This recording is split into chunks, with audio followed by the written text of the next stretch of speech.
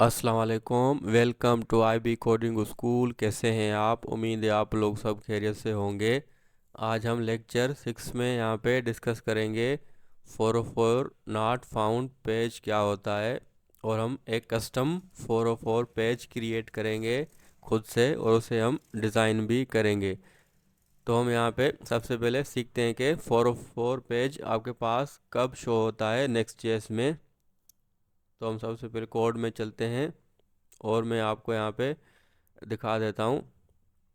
ये हमारे पास प्रोजेक्ट है जो हमने क्रिएट किया है लेक्चर नंबर 5 में। तो इसे ही मैं यहाँ पे कंटिन्यू रखता हूँ और इसको मैं यहाँ पे कमेंट कर देता हूँ,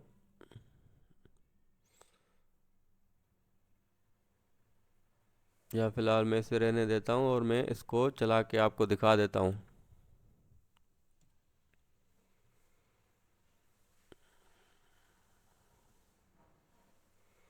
तो सिंपल हमारे पास ये होम पेज है और एक हमारे पास ये बटन है जिससे में क्लिक करके हम ब्लॉग के पेज पे जा सकते हैं।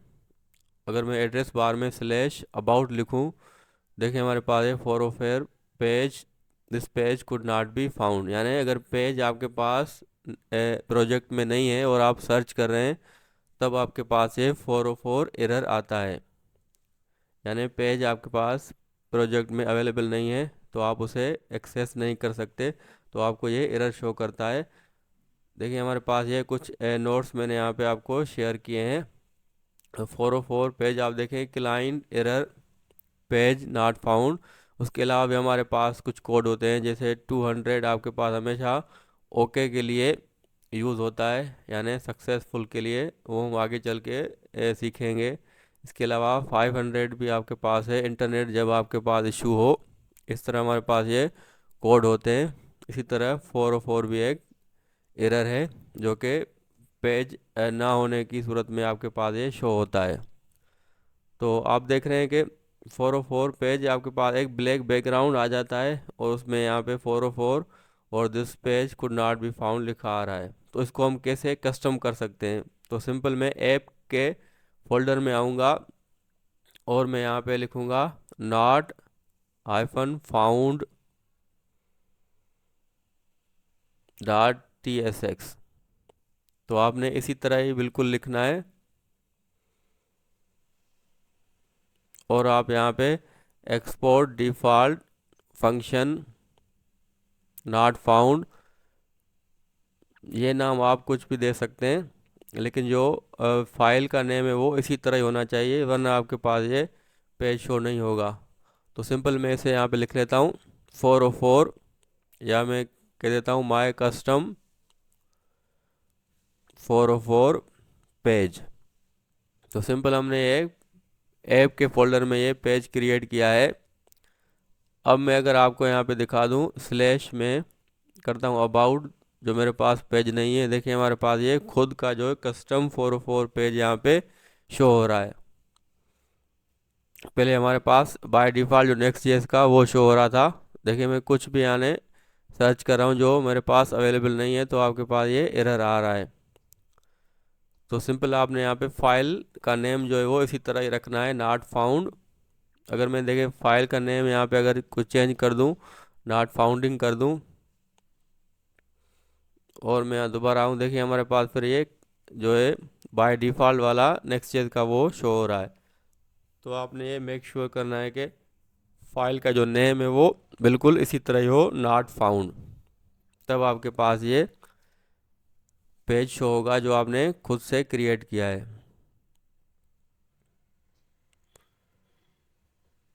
तो मैं इसे यानी आपको एक डिज़ाइन करा के दिखा देता हूँ 404 पेज एरर।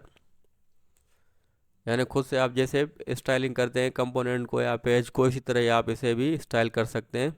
तो सिंपल मैं यहाँ पे पैराग्राफ लिखता हूँ और लास्ट में एक बटन।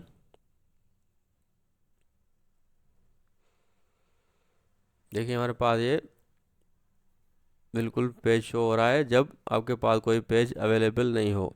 तो इसे मैं यहाँ पे गो होम पेज कर देता हूँ, ताकि यूज़र को अगर पेज ना मिले तो फिर वो होम पेज पे मूव कर जाए। तो इसको हम यहाँ पे डिज़ाइन करेंगे। मैं क्या करूँगा, बटन के अंदर ही मैं यहाँ पे लिंक टैग का यूज़ करूँगा और यहाँ पे लिखूँगा गो होम। तो लिंक टैग आपको नेविगेट कर जाता है जो भी आप उसे एड्रेस देते हैं। तो सिंपल आपने इसे इंपोर्ट करना है, import link from next slash link, और आपने यहाँ पे एच रेफ देना है जहाँ पे आप इसे ले जाना चाहते हैं। तो मैं स्लैश खाली लगाऊंगा तो ये इसका मतलब होता है होम पेज। तो जैसे मैं क्लिक करूंगा, देखिए हमारे पास ये होम पेज पे यहाँ पे मुझे नेविगेट कर चुका है। इसी तरह मैं इसे थोड़ी स्टाइलिंग करके बटन की तरह इसे बनाऊंगा। तो सिंपल मैं क्लास नेम इसे रख देता हूँ BG ब्लू 600, और मैं टेक्स्ट को क्या कर देता हूँ वाइट।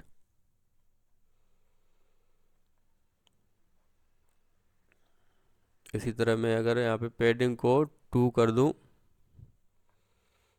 अब मैं अगर देखूँ, देखिए हमारे पास ये बटन की तरह यहाँ पे शो हो रहा है। यहाँ पे कुछ और प्रॉपर्टी हम ऐड कर देते हैं, राउंडेड हम कर देते हैं LG।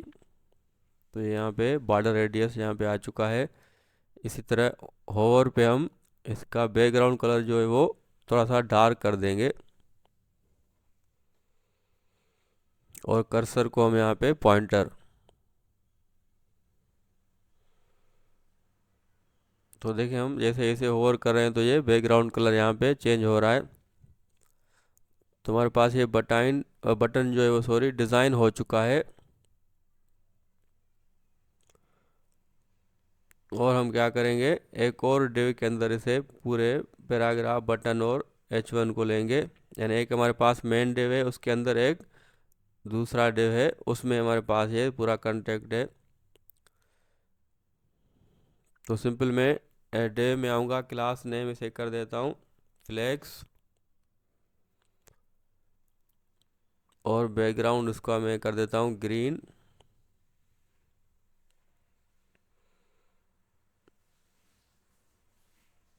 या मैं इसका रेड कर देता हूँ, और वैल्यू को थोड़ा इंक्रीज कर देता हूँ 600।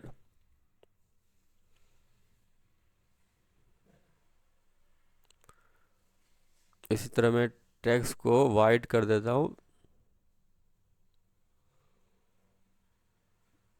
इसको 500। अब आई थिंक सही लग रहा है। इस तरह मैं फ्लैक्स को कर दूंगा जस्टिफाई सेंटर, और आइटम को मैं सेंटर पे कर दूंगा ताकि पूरा यहाँ पे ये सेंटर आ जाए। ये मेरे पास नहीं आ रहा क्योंकि हमने यहाँ पे एक प्रॉपर्टीज ऐड करनी होती है। तो सिंपल मैं क्या लिखूँगा, PX को मैं यहाँ पे 5 कर देता हूँ,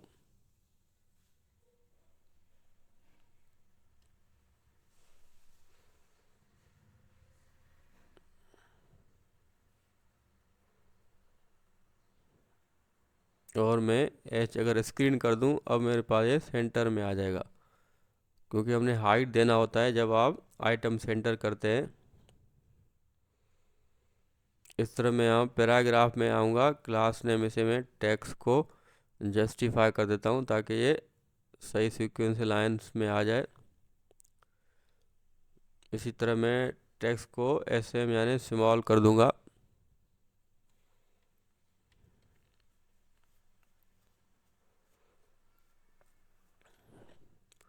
और हम H1 में जो है 404 पेज एरर, इसको भी मैं यहाँ पे टेक्स्ट को 6 XL कर दूँ।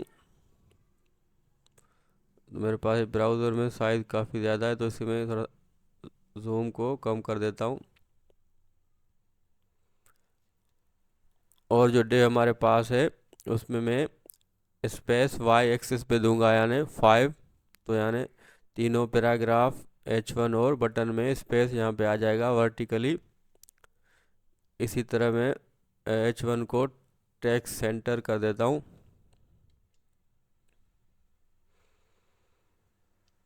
तो आप जितनी चाहे अपने हिसाब से डिज़ाइनिंग कर सकते हैं।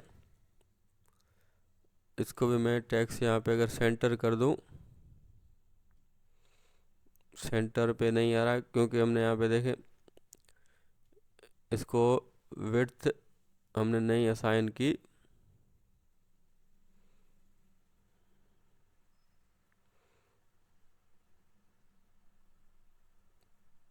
तो मैं सिंपल क्या कर सकता हूँ,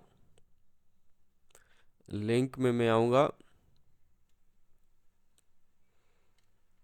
और मैं इसे अगर क्लास नेम दे दूँ टेक्स्ट सेंटर,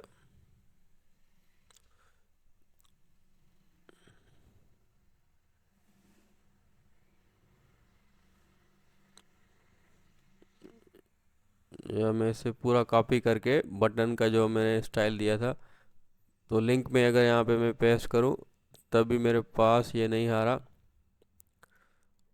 तो अब मेरे पास मैं क्या करूँगा, बटन को जो है वो विड्थ फुल दूंगा। अब मैं देखता हूँ, देखिए हमारे पास ये सेंटर में आ चुका है। तो विड्थ फुल दी हमने पेरेंट को, तो चाइल्ड जो है वो सेंटर में आ जाएगा। अब देखिए मैं अबाउट पे आ रहा हूँ तो देखिए मेरे पास ये 404 पेज एरर यहाँ पे आ रहा है। तो इस तरह आप खुद का एक कस्टम पेज क्रिएट कर सकते हैं और आप एक कंडीशन भी लगा सकते हैं। अगर ये हो तो आपके पास ये पेज शो हो, वो थोड़ा एडवांस हो जाएगा, वो हम आगे चल के सीखेंगे। फिलहाल आप इस स्टेज पे आपने यहाँ पे सीख लिया है कि आप अपना कस्टम 404 पेज कैसे क्रिएट कर सकते हैं। तो उम्मीद है आपको ये वीडियो पसंद आई होगी। इंशाल्लाह हम नेक्स्ट में आपके लिए और टॉपिक्स लाते रहेंगे ताकि आपकी जो नेक्स्ट ईयर की जर्नी वो काफ़ी अच्छी रहे और आपके कंसेप्ट जो है वो क्लियर होते जाएं। तो वीडियो देखने का बहुत बहुत शुक्रिया। अपना ख्याल रखें। अल्लाह हाफिज़, मिलते हैं नेक्स्ट वीडियो में।